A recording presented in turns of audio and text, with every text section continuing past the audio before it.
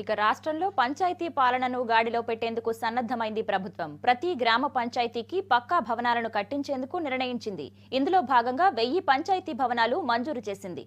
శిథిలావస్థలో అద్దె భవనాల్లో కొనసాగుతున్న పంచాయతీల ప్లేస్లో వీటిని నిర్మించేందుకు ప్లాన్ చేసింది.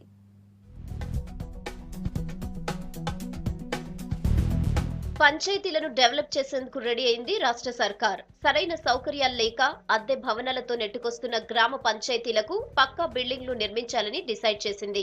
శిథిలావస్థలో ఉన్న భవనాలతో పాలన అస్తవ్యస్తంగా మారిందని గ్రహించిన సర్కార్ వాటి ప్లేస్ లో కొత్తవి నిర్మించాలని ఫిక్స్ అయింది.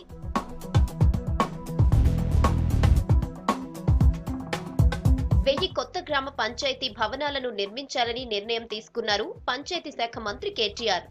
గ్రామ పరిపాలన వ్యవస్థని బలోపేతం చేసేందుకు తమ ప్రభుత్వం చిత్తశుద్ధితో ఉందని తెలిపారు. మన ఊరు మన ప్రణాళికలో వచ్చిన విజ్ఞప్తుల ఆధారంగా నూతన భవనాల నిర్మాణానికి నిర్ణయం తీసుకున్నట్లు చెప్పారు.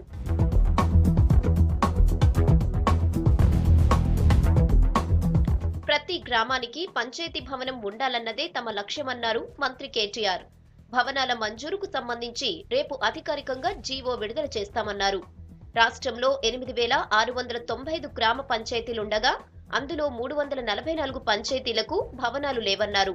వీటితో పాటు శిథిలావస్థకి చేరిన మరో 656 పాత పంచాయతీ భవనాల స్థానంలో కొత్తవి నిర్మిస్తామన్నారు కేటీఆర్.